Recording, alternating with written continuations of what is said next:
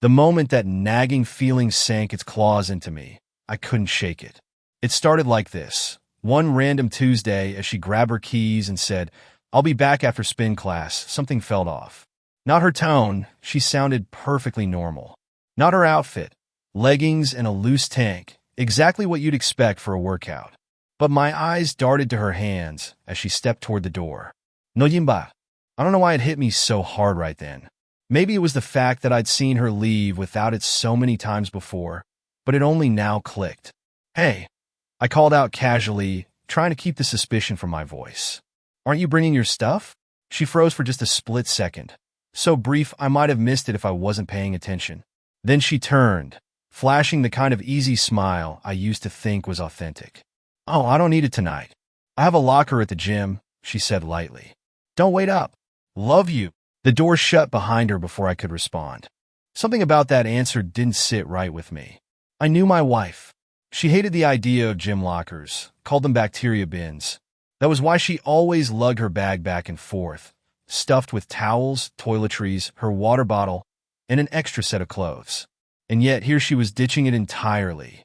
I walked over to the kitchen table and sat down, her words playing on a loop in my head. "Don't wait up." She'd started saying that a lot lately. And more often than not, she came home later than she used to, well past what any reasonable gym session would require. Sometimes she claimed she'd stop for a smoothie. Other times, she said the class ran late. I'd shrugged it off, but now I couldn't ignore the patterns. The gym bag, the perfume she'd started wearing to work out, the way she'd pull her hair loose and fluff it up as soon as she got home instead of collapsing onto the couch like she used to. I didn't want to think it. I didn't want to know it. But my gut told me something wasn't right. And for the first time in our marriage, I decided to do something I swore I'd never do. I checked her phone. When she came home that night, I pretended to be asleep, even though my mind was spinning like a hamster wheel on speed. I waited until her breathing evened out, then crept into the bathroom where her phone was charging on the counter. Her passcode hadn't changed, for digits I'd memorized years ago. My fingers hesitated over the screen. I felt like a jerk. I didn't want to be this guy, snooping and doubting the woman I'd loved for a decade. But the alternative, living in ignorance, felt worse. Her texts weren't anything special. Just boring chats with coworkers, generic "hope you're doing well" messages to her mom. But then I found it, the location history app she'd downloaded months ago after getting lost on a road trip. The list stared back at me, an unflinching record of everywhere she'd been. Gym? Not once in the last 3 weeks. Instead, the app logged her phone's location at the same address every Tuesday and Thursday evening, a rundown motel on the edge of town. I gripped the phone so hard my knuckles turned white. No spin class. No smoothies. Just lies. And now, I needed to know who she was lying with. The moment I saw that address, something cracked deep inside me. Not loud and shattering, but quiet, like the sound of ice splitting underfoot. You don't fall right away.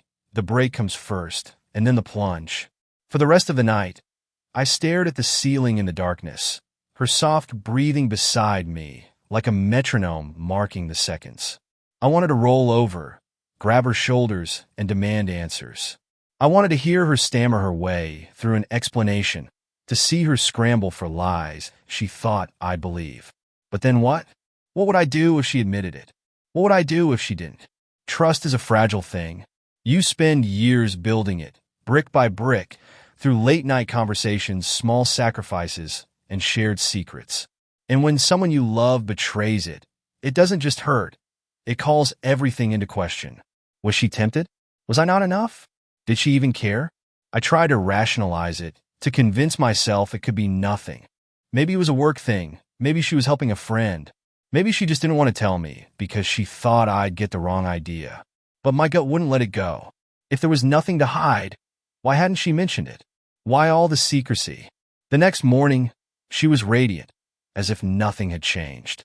She made coffee, unbeknown to the radio, and kissed me on the cheek before heading to work. Her touch made my skin crawl. I sat at the kitchen table, staring into my mug as the coffee cooled, the bitter smell stinging my nose. I felt like a stranger in my own home, surrounded by the remnants of a life I wasn't sure I believed in anymore. Every photo on the wall, Every souvenir from vacations past, they all mocked me. They whispered, "She's not who you think she is."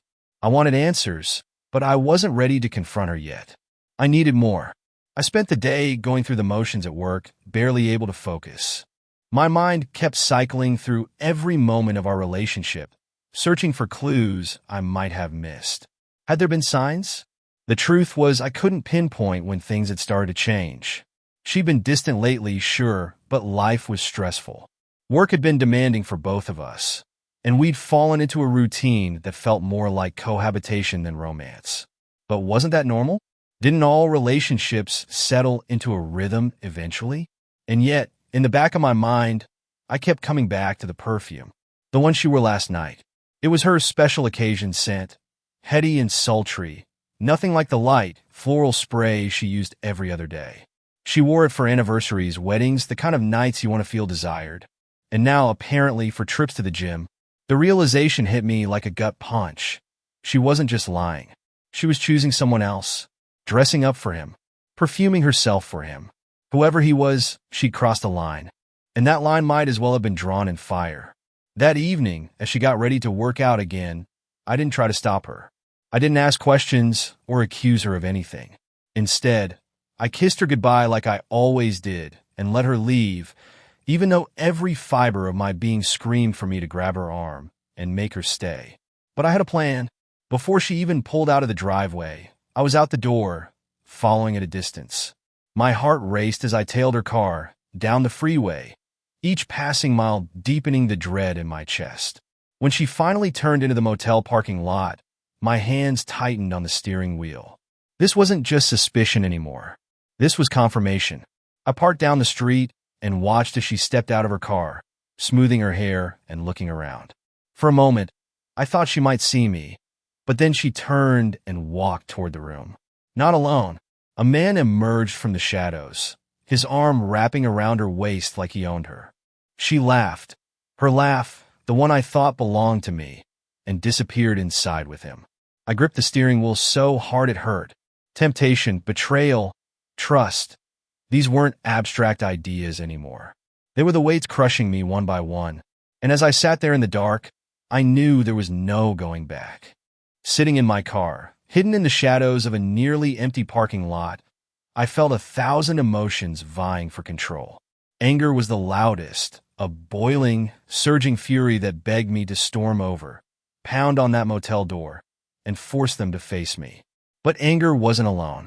It had companions. Disbelief, humiliation, even grief. The kind of grief that comes when you realize the life you thought you had, the person you thought you knew, was a mirage. I clenched the steering wheel until my knuckles ached, staring at the door they had disappeared behind. I didn't know the man. He wasn't anyone from our office or our circle of friends. At least not anyone I recognized. How long has this been going on? That question looped in my head like a cursed refrain, one I couldn't answer but couldn't ignore. My mind played tricks on me, twisting every memory into evidence. The night she came home late? Lies.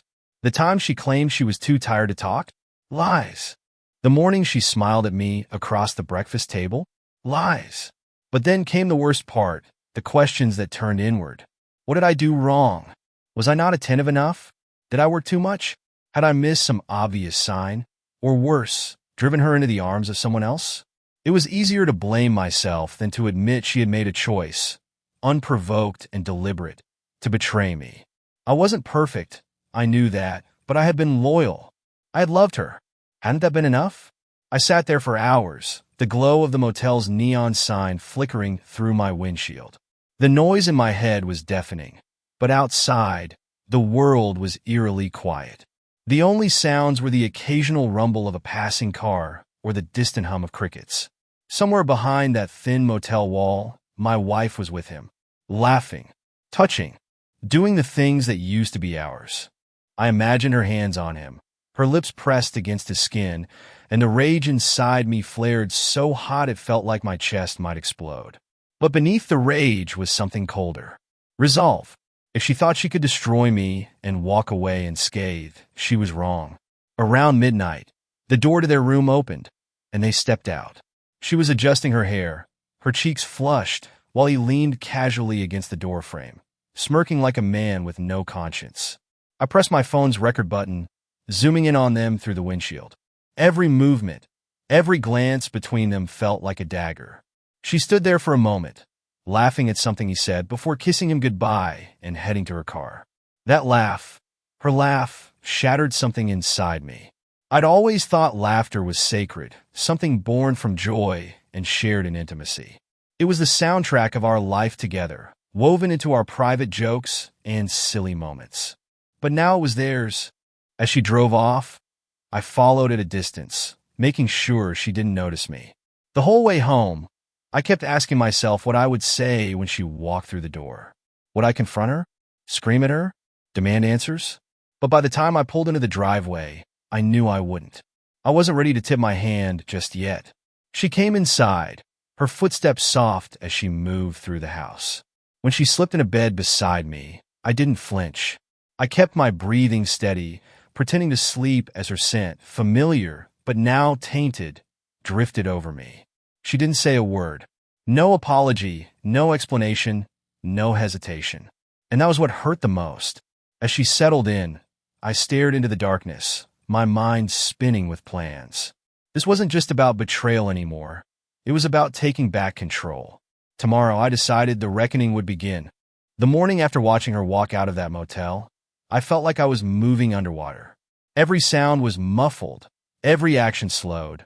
My body went through the motions, shower, coffee, good morning nods, but my mind was a battlefield. She acted as though nothing had changed, as though she wasn't lying through her teeth. She hummed as she packed her lunch, scrolling through her phone, likely planning her next rendezvous. The audacity of it all made my stomach churn. I couldn't stop staring at her. Not in the way I used to, where her presence filled me with warmth, but with a detached curiosity, as though she were a stranger. How had I missed it? The slight edge of guilt that flickered in her eyes before she masked it with a smile? The sudden need for space that she justified as busy days and self-care? Now, knowing the truth, every gesture of hers felt like an insult. When she kissed my cheek before leaving for work, I clenched my fist to keep from recoiling. How do you look someone in the eye, someone you once loved, and pretend you don't know they've destroyed you? Once she was gone, the silence in the house was suffocating. I sat at the kitchen table, the same spot where I'd first started doubting her, and pulled out my phone. The video I'd recorded the night before was still there. Watching it again wasn't necessary. I could replay the moment in my head without it. But something about seeing it, capturing her betrayal in cold, undeniable clarity, made the pain sharper and the resolve stronger. I could have confronted her right then, called her at work, demanded answers, let my rage pour out in a fiery blaze. But I didn't want answers. I didn't need to hear her excuses or half-truths. I already knew the truth. This wasn't about salvaging anything. This was about justice. The rest of the day was a blur of planning. I worked methodically, channeling my emotions into something productive. Rage was a wildfire, but planning? That was surgical, precise. I pulled up her parents' contact information, stared at their numbers for a long time, and then started drafting the message. Her parents adored me. They had since the first time I met them, back when I was just a shy boyfriend who always showed up with flowers. They'd think twice about defending her after seeing what I had to show them. The text was simple. Ask your daughter about her fitness routine. Attached is something you'll want to see.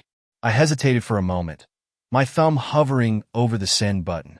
Was this too far? Was I sinking to her level?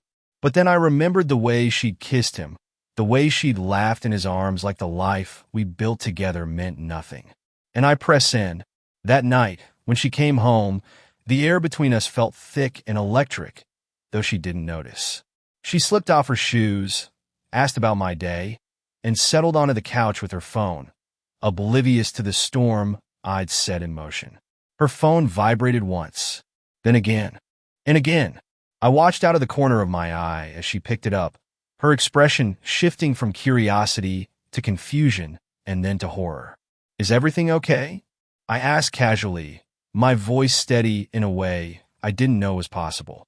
Her mouth opened and closed like a fish gasping for air.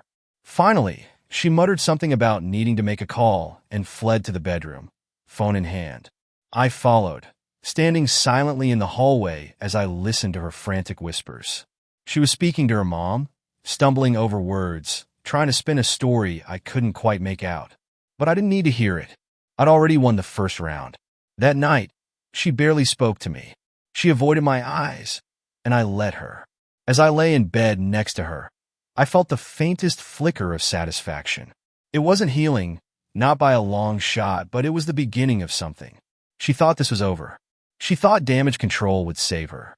But she had no idea the storm had just begun. The next morning, she was quiet, too quiet. Normally, she filled the house with a stream of small talk.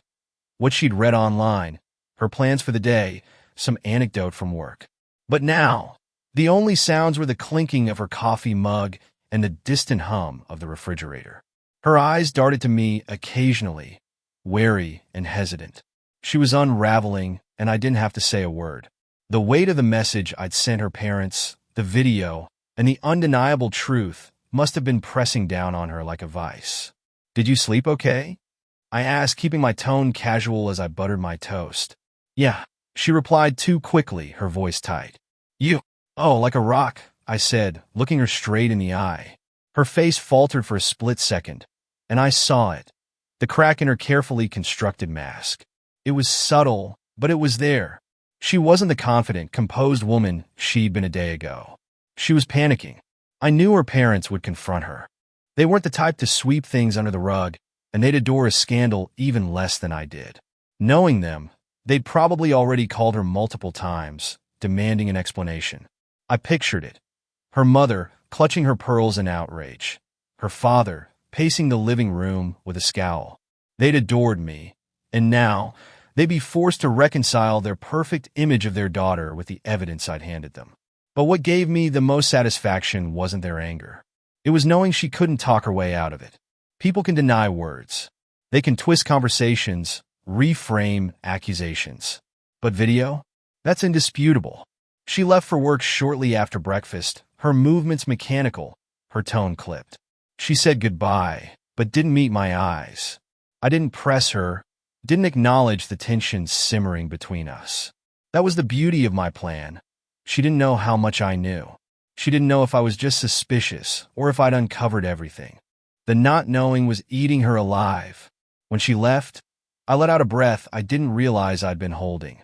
The act of pretending, of staying calm when every instinct screamed for me to lash out, was exhausting. But this wasn't just about catching her. It was about control. Control over the situation. Control over my emotions. Control over how the pieces would fall when the truth finally exploded. I pulled out my phone and checked her parents' response to my message. Her mom had sent a single text. "We need to talk. Tonight." I imagined her reading that, her stomach flipping, her mind scrambling for a way to downplay her betrayal. But how could she? What excuse could she possibly give for sneaking off to a motel with another man? I smiled grimly. This was just the beginning.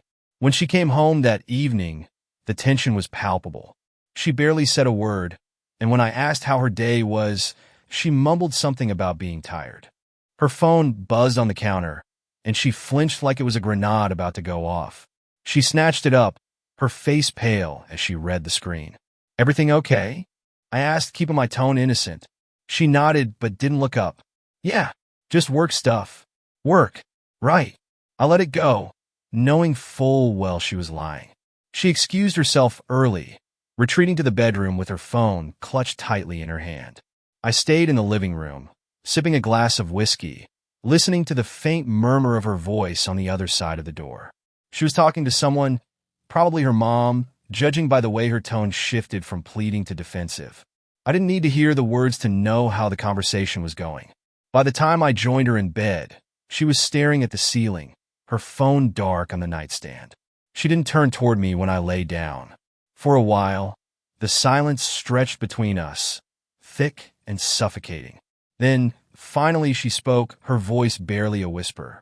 "Do you ever feel like something's off?" I turned to look at her, feigning confusion. "Off how?" She hesitated, her fingers twisting the edge of the blanket. "I don't know. Just like things aren't the way they used to be." I stared at her, my chest tightening with a mix of anger and disbelief. The audacity of her to fish for sympathy when she'd caused this. I guess, I said finally, my tone neutral. But I'm sure it'll pass. She didn't reply, and for the first time, I saw the fear in her eyes. The air in our house had turned to glass, fragile, sharp, waiting for the slightest pressure to shatter. By the next morning, she wasn't just quiet. She was distant in a way I'd never felt before. Every word she said carried the weight of hesitation, like she was terrified of setting something off. And I let her twist in the wind. As she stood at the counter pouring coffee, I casually asked, "Talked to your parents lately?" The mug nearly slipped from her hands. "Why?" she stammered, her voice higher pitched than usual. I shrugged, leaning back in my chair with feigned indifference. "Just curious. Haven't heard you mention them in a while." Her smile was forced, and her response felt rehearsed. "Yeah, we texted. Nothing major." It was almost comical how bad she was at lying now. Maybe it was guilt. Maybe it was fear. Either way, she was unraveling, and I was happy to let her. She left for work not long after that, and I sat in the stillness of the house, replaying every second of our conversation. Watching her scramble, trying to hold onto the threads of her deceit, gave me a grim sense of satisfaction. But it wasn't enough. Her betrayal wasn't just personal. It was public. The woman I'd trusted most in the world had been sneaking around, flaunting her affair like she'd never have to answer for it. And now, as the walls started closing in, I could see the cracks forming. It was time to widen them. That evening, she came home late. Not suspiciously late. She wasn't stupid enough to risk a repeat trip to the motel, but late enough that I knew she'd spent the day agonizing over her parents' reaction. I could see it in her posture, the way she slumped into the house like the weight of the world was on her shoulders. She muttered a quick hey before heading straight to the bedroom. I waited, giving her just enough time to settle in before following her. She was sitting on the bed, her phone in her hand, staring at it like it held all the answers she needed. "Tough day?" I asked from the doorway. She startled, quickly setting her phone down. "Yeah, just work. Anything you want to talk about?" She shook her head, avoiding my eyes. "Are fine?" The tension in the room was suffocating, and I could feel the question she wasn't asking, the unspoken thoughts swirling behind her carefully blank expression. I could have ended it right there, confronted her, laid everything bare, demanded she explain herself. But watching her sit there, teetering on the edge of guilt and denial, was too satisfying. Instead, I leaned against the doorframe and said casually, "Your mom called earlier." Her head snapped up. What did she say?" "She wanted to know how you've been." She sounded concerned. Her eyes darted away, her fingers twisting the blanket beneath her. "Oh, I'll call her tomorrow." "You should," I said, my tone calm but deliberate. She seemed pretty upset about something. She froze, and for a moment, I thought she might break, spill everything in a desperate bid to save herself. But she didn't.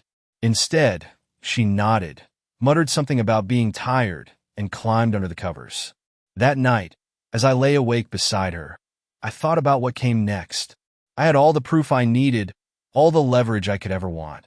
She was caught, cornered, and unraveling before my eyes. But something about her silence gnawed at me. Did she think she could outlast this? That if she kept her head down long enough, it would all blow over? She didn't know me as well as she thought. This wasn't about waiting her out. This was about watching her fall apart, one piece at a time.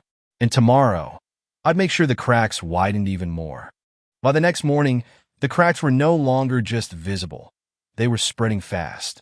She shuffled into the kitchen like a ghost, her usual morning pep replaced by hollow silence. I watched her closely, not with affection, but with a predator's patience. She fumbled with the coffee pot, spilling water on the counter. "Damn it," she muttered, slamming the pot down.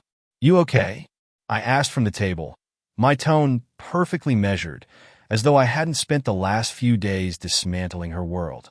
She nodded without looking at me, mumbling, "Didn't sleep well." It was a lie. Not that she hadn't slept poorly.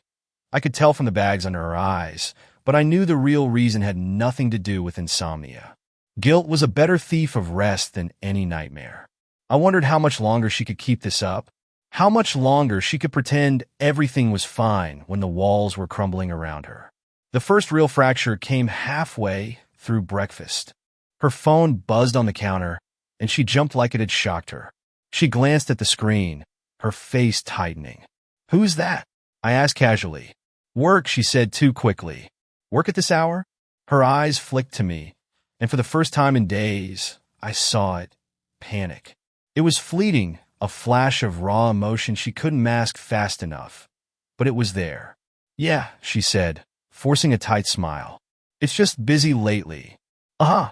I let the words hang in the air, heavy and deliberate, before turning back to my plate. I didn't need to press further. The seed was planted. The rest of the day, I played my role perfectly.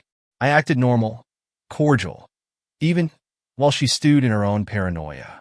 Every question I asked, no matter how innocuous, seemed to make her flinch. "Did you hear from your mom? What time will you be home tonight? Need anything from the store?" Each inquiry felt like a tug at a loose thread in her carefully woven lie.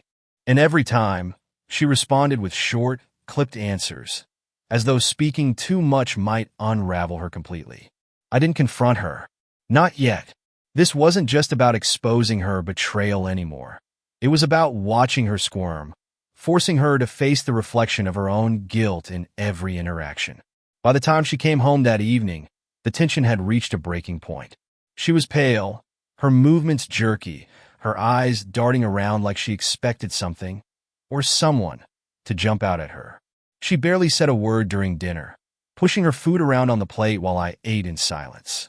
"You've been quiet lately," I said, breaking the stillness. She looked up, startled. "What?" "You've been different," I said, my tone deceptively soft. "Is everything okay?"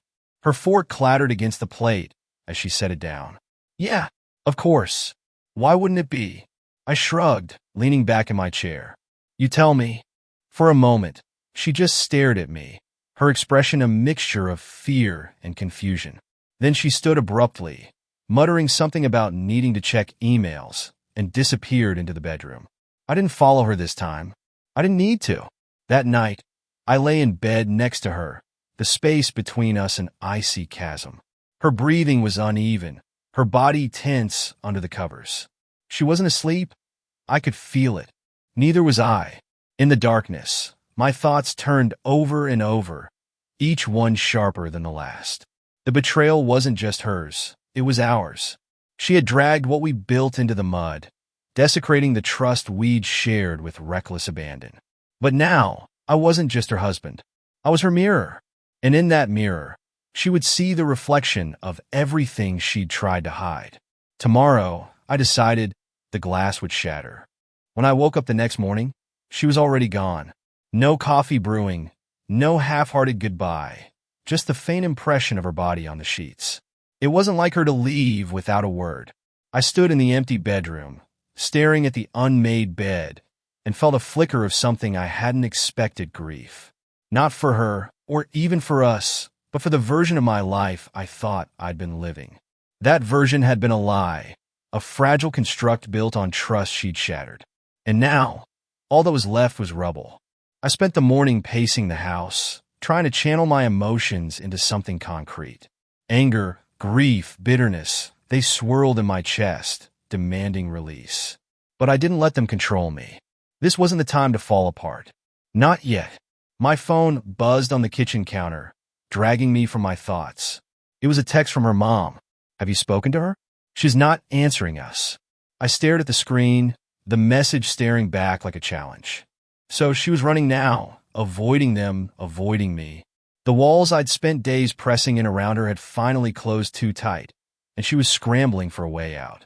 But there was no escape. Not anymore. When she came home that evening, the tension hit me before she even opened the door. Her footsteps were hesitant, her movements deliberate, like someone walking through a minefield.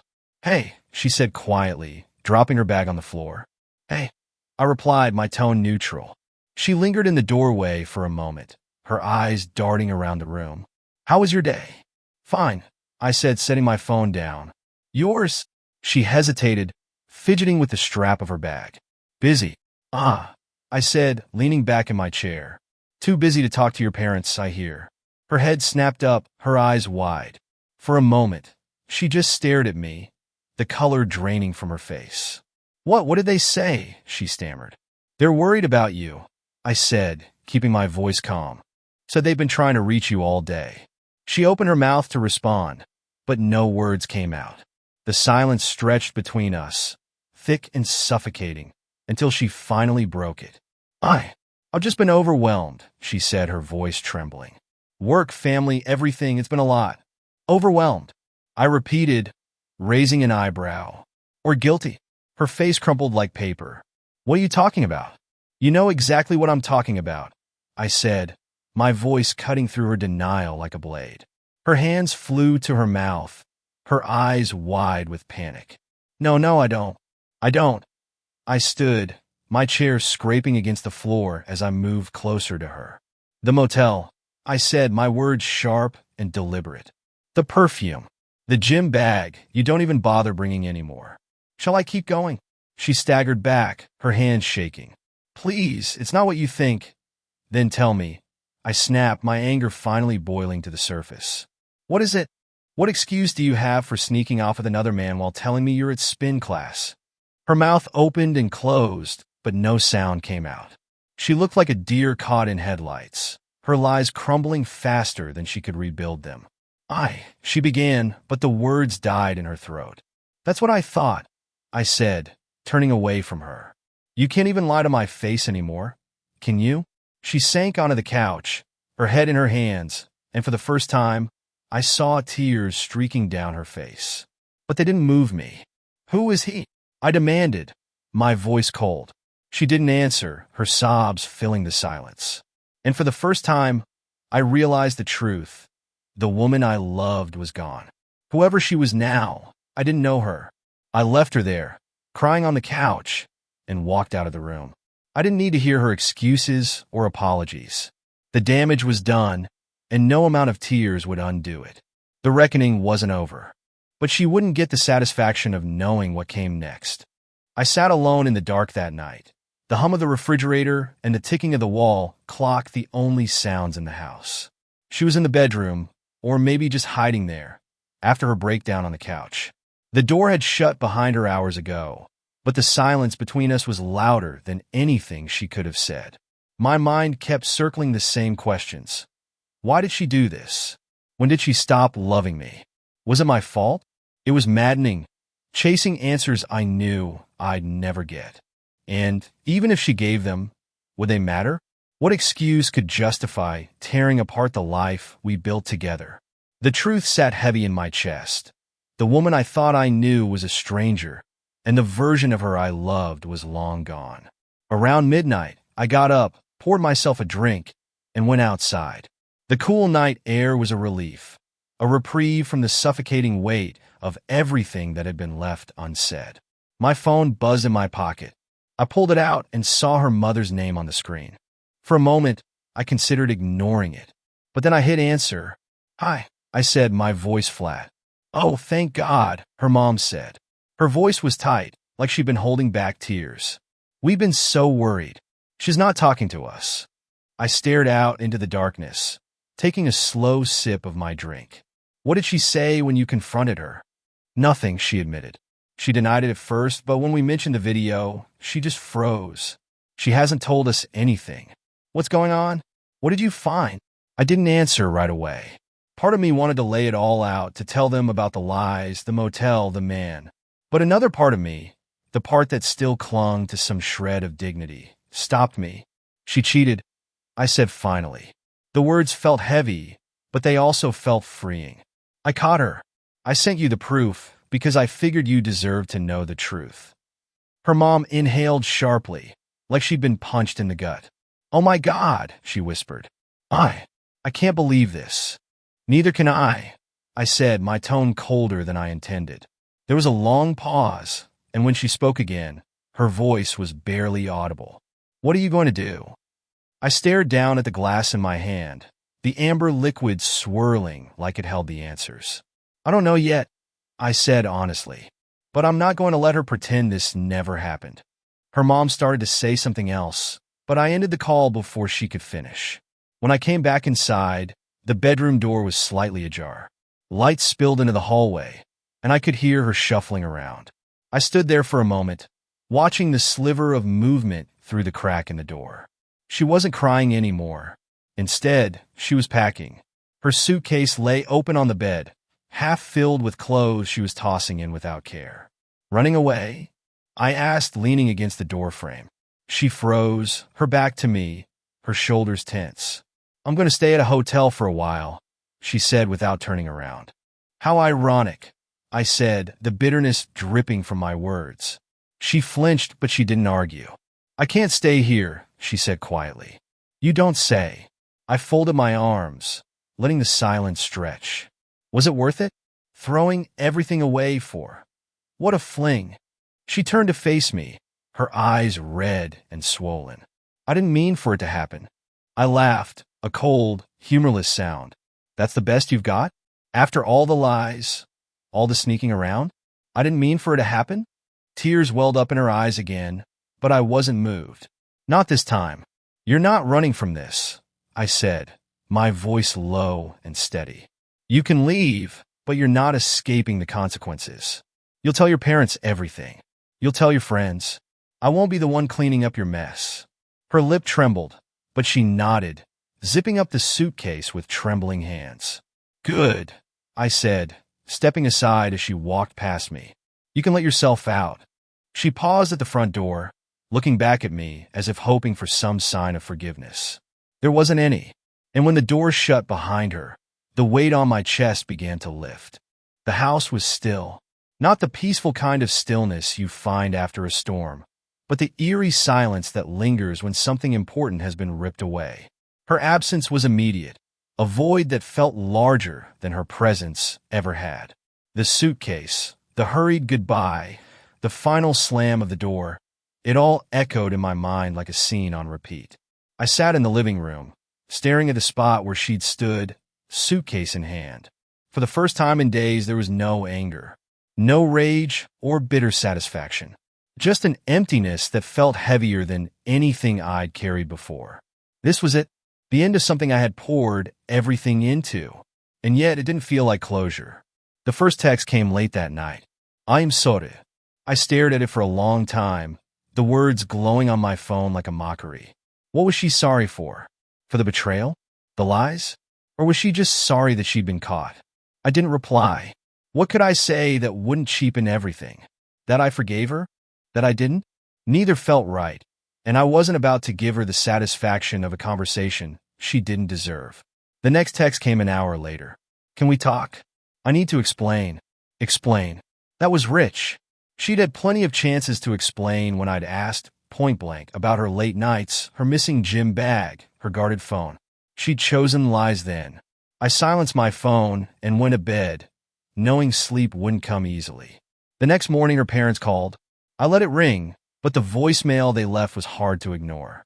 We're so sorry, honey. Her mom's voice crackled through the speaker. We don't know what to say. Please let us know if there's anything we can do. Their sympathy felt misplaced. I didn't want their pity, and I didn't want their intervention. She was their daughter, after all. They'd have to reconcile that their perfect little girl wasn't so perfect after all. But it wasn't just her parents. By mid-afternoon, the calls and texts started coming in from mutual friends. Is everything okay between you two? She's been acting weird. Hey, I heard something about you and her name. Is it true? Man, if you need to talk, I'm here. Word was getting out, as it always does.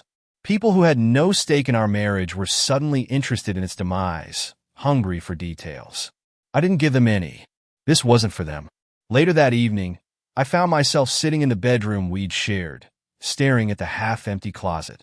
Her clothes, her shoes, her little trinkets.